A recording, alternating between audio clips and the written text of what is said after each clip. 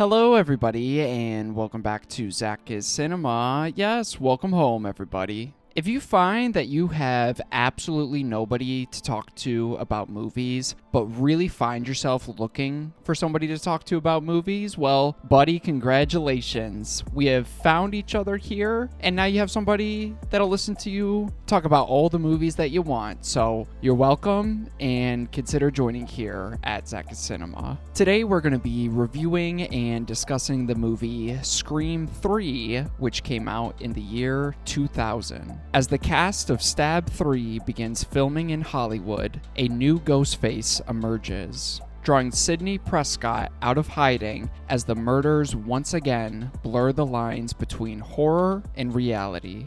On the channel, if you've been keeping up with it, we are obviously covering the entire Scream franchise here, leading up to Scream 7, which comes out later this year in February. Without further ado, let's get into the review section, starting with the positives or just the things that I enjoyed most about this movie. And first, Scream 3 really does remind me of this shirt that I'm wearing. This is a shirt that I truly love and feel confident when I'm wearing it. However, this shirt in particular always gets stuck, buried, and glossed over deep in my closet to the point that I forget about it. But then every time I'm digging through my closet and find this shirt, I'm like, holy shit, today is gonna be a good day because I'm excited that I rediscovered this shirt that I knew I had always loved. With that being said, Scream 3 reminds me a lot of this shirt. It is the movie that I feel like gets unfairly glossed over in this franchise and is significantly better than most people give it credit for. And with that said, I really do love and enjoy the opening to this movie. I really think it's one of the most underappreciated openings in the Scream franchise that is, of course, known for its film's opening. I think with this one, it immediately kind of sets that darker edge, a little bit more of a personal tone that I really enjoy every time I rediscover this movie, just like I do with this shirt. And I think what works so well with this opening is that they choose Cotton Weary as the opening victim, which I think is a perfect switch up for the third installment in this franchise. Because instead of just doing a random kill with characters we don't know and are not going to be following, with this opening, it is someone that is deeply connected to the franchise. He is sprinkled all throughout the first one, a main character pretty much in the second one, and then we open it up with the third one. And then when we open it up with the third one and he and his girlfriend get killed, I feel like it just raises the stakes just a little bit, and it always gets me excited whenever I'm about to rewatch this movie. And I think Cotton is just such an interesting choice because he's always been kind of a sketchy character, and you could definitely see them maybe thinking about it or talking about making him one of the Ghostface killers one of these movies, yet he never really did anything wrong. He was wrongly accused of killing Sidney's mother, but never did it. He is a little off-putting, he's a little rude and condescending, but inherently he never did anything wrong. So I feel like his death in a way almost kind of feels a little tragic, and it really makes me feel like any of our other main characters could be next, which I think is a perfect way to set up any type of slasher movie. And similar to my point that I made in my Scream 2 review, same with this one, I really do love where we pick up and find Sidney Prescott in here. We find her isolated, literally locked away in the woods in a cabin and very emotionally guarded. And I like the fact that she is this woman's crisis counselor, always trying to find a way to help others, help other victims, victims, even when she is a victim herself and literally forced into hiding, she still finds a way to, in this case, work from home and be able to help whoever she can because that's just who she is. So I like where we pick up where the events of the first two have a lot of weight to Sydney's character, but then her character and her personality still shine through her actions and what she's doing a couple years later. And this movie has a ton of fantastic meta satirical commentary on trilogies, franchises, and specifically with a large portion of this movie being filmed and centered around Stab 3 being filmed. And again, I loved how a lot of this movie does take place on sets of Stab 3, where Stab 3 is going back to the original Stab. So it's an entire set recreation of the original Scream locations. And I just feel like this choice kind of adds an extra layer of the franchise's commentary and satirical nature, specifically on sequels, but in this case, the ending to a trilogy. And I like that the commentary also picks up from points in the second movie with commenting on, again, sequels, exploitation, and the idea that movies somehow inspire real-world violence. And again, it just kind of sticks with that theme for me of kind of blurring the line between fiction and reality. But I think compared to the second one, I think it hit its point a little bit more clearer. And I like in this one that they actually do something pretty significantly different with the Ghostface killer. For example, they give him that iconic voice changer thing, but they also allow this new voice changer to mimic other characters. I think it's such a smart evolution of our favorite slasher killer here. I think it adds another layer here of misdirection and keeps the mystery in the formula. It switches it up a little bit and keeps it from feeling stale. And you could really tell Wes Craven had something to say about studios, film production, and the corporate people behind the product that is movies. I really enjoy the commentary here on studio interference and the constant rewriting of the scripts, and especially how Ghostface is killing in according to the Stab 3 script, but since the scripts keep changing, none of the characters really know what direction or what script this killer read. So again, it kind of adds some more misdirection and a little bit more to that mystery side. And I think it really commentates on how messy, especially franchise filmmaking, can really be. And I thought that was such a smart and unique way to commentate on that, but also such an interesting switch up again with the Ghostface killer. And I'm so happy they found a way to get Randy back in this movie. As you guys know, him and Dewey are probably my top two favorite characters. Obviously, Sydney is number one, but I adore Randy, and I'm so sad that they killed him off in Scream 2, but they found a way to kind of sneak him in here with this video that he made, kind of commentating and explaining the rules of franchises and trilogies. I think it's one of the franchise's best moments. And I like that he adds a little bit more context to this movie by, in his video, explaining that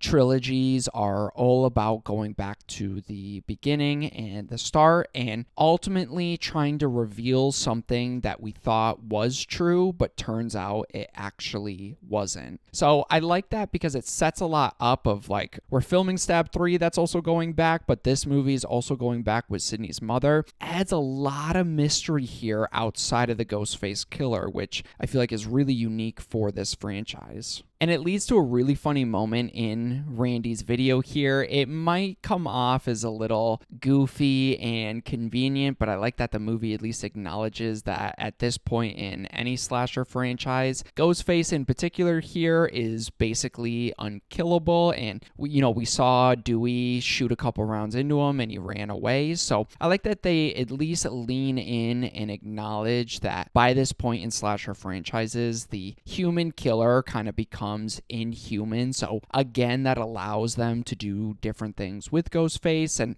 kind of get around of him moving around sets that aren't really practical, surviving gunshots, even if it still makes no sense, even if no way a bulletproof vest could protect you from point blank shots like that. At least they're acknowledging it, so it completely works for me. And even though it's such a small part in this movie, I love the Carrie Fisher cameo and the stuff she says about George Lucas and commentating on another person that looked like her that got the role of Princess Leia. I think it's funny, self-aware, and perfectly on theme for a franchise like this. And I honestly kind of wish that they leaned more into that self-aware, satirical cameo where I wouldn't like it to be, cameo porn like Marvel nowadays, but maybe I'm just missing some of them because I didn't grow up in the 90s, so maybe there has been more that I just never recognized, but that Carrie Fisher cameo is iconic, and I wish they did more of that. And I think at this point in the franchise, finally here, Wes Craven does some creepy horror imagery. For example, he does some genuinely creepy moments with Sydney's mother and turning her into the emotional through line of the trilogy and kind of making her presence, specifically in this movie, feel a little bit more haunting rather than just Sydney's backstory. There's really cool scenes of Maureen Prescott appearing outside Sydney's window when she's in the middle of the woods and haunting her with voices in her heads. And at one point, Sydney goes into the Stab 3 filming location and sees her mother's murder scene. And we get tons of scenes of Maureen under the police tarp that they put over her corpse, just walking around talking to Sydney. Like, I wish Wes Craven with these 4 Scream movies kind of leaned into some of those creepier moments, because you could still be a self-aware horror comedy, but a lot through the first 2 Scream movies, I feel like they kind of forget that kind of horror edge. So I like the demonic presence that he kind of brought with a couple of those scenes. And like I was hinting at, I really enjoyed that this movie digs deeper into Sydney's mother, Maureen, revealing that she had an entire life that we didn't know about, her father didn't know about, which adds more layers to the Prescott family and kind of helps to reframe some of the information we learned literally from the first movie, now in the third one, just like Randy was kind of spelling out to us. But at the same time, that does kind of lead me to some of my mixed elements, which we are going to get into right now.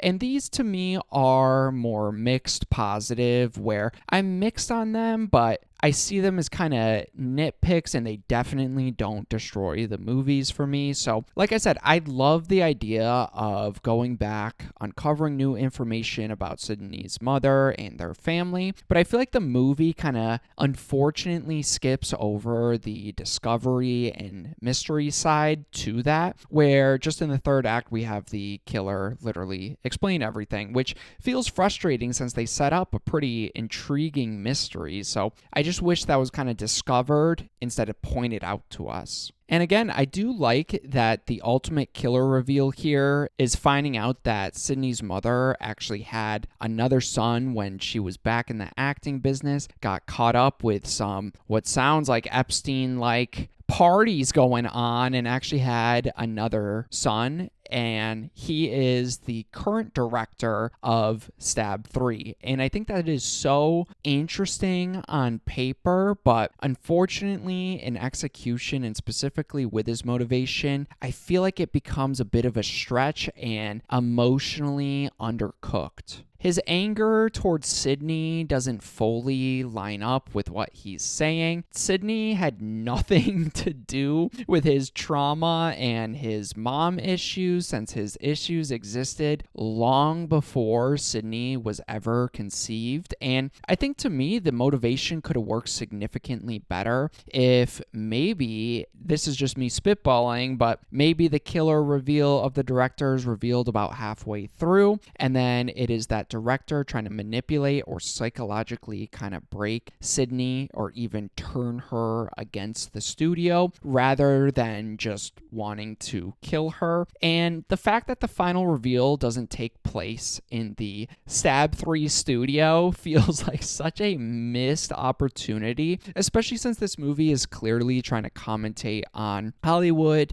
producers, franchises, exploitation. I feel like that setting for the third act and the reveals that come would have tied its themes together a little bit more coherently. But like I said, overall, the idea isn't bad. I like the idea. Just, it kind of feels like a rough first draft that was never fully fleshed out. Like they had the first act, second act, and then third act. They had the motivation, but couldn't find a smooth way to kind of get there. But then at the same time, I really do like that they have just one killer this whole time, because by this third one, you're like, oh my God, they got to have at least 2, maybe even 3, 4 killers this time. But ultimately, it's just one killer when you're looking around for a bunch of different options. So I think that was a perfect misdirection. So there's tons of things I like here and tons of things I don't like here, which unfortunately leaves me kind of mixed on this, more mixed positive. But let's move on to the negatives here, or the things that I just really hated about this movie. As I mentioned earlier in the review and other videos, I love the character of Dewey, and I really enjoy the idea of Gale and Dewey as a couple. I think they're both perfectly contrasting with each other, that they just work really well with each other. But starting yet another movie with them broken up again, not talked to in a couple of years, arguing again, just feels tired and so repetitive of Scream 2. It's frustrating because the movie puts them right back together at the end anyways, just like it did with Scream 2, just kind of making the conflict of them fighting about the same thing seem so unnecessary. And when we get to Scream 5, oh, trust me, we're going to talk about it again. And unfortunately, I think my biggest negative with this movie, the thing that sticks out to me the most, is they almost treat Sydney like Laurie in Halloween 2, where Sydney is basically in hiding for a large portion of the movie, then immediately comes into the main story here, police protection, and doesn't have a whole lot to do up until the third act when she kind of stumbles into the producer's mansion. So I wish they gave her more of an active role throughout. There's really no reason she couldn't have been grouped in with any of these characters. We have a lot of actors here, Dewey, Gale, the police force. She could have been helping out and associated with any one of those groups, and I think she would have done significantly more than they gave her for this movie. So I understand people when they think this is the worst one. Maybe it has a lot to do with their favorite character not really getting to do a whole lot. I just think that the positives kind of outweigh that, and it's still such an enjoyable Scream movie, and I'm here to say it, I specifically enjoyed this one way more than Scream 2, because overall, I think Scream 3 has a lot of smart ideas, strong meta commentary, but its execution, especially in that third act, keeps it from fully landing as a satisfying trilogy conclusion. For my rating for this movie, I'm going to go like a step above my rating for Scream 2, where I would look to own this movie and I really want to add it to my collection, but only at a discount. And oh wait, I do, because I got that 3-pack Blu-ray on sale. So I think it's worth adding to your collection. It's definitely worth renting for a couple of bucks. It's worth your money. It's worth your time, in my opinion. If you haven't seen it in a while because you just remember it being the worst one, I don't know. Take a look back at it. I think this one is pretty underappreciated in the franchise. I mean, obviously it's a huge step down from the first one, but it is nowhere near as bad as most people say. So that's about it. You guys have my thoughts here on Scream 3. Please, I am so curious to know your thoughts and feelings on Scream 3. Do you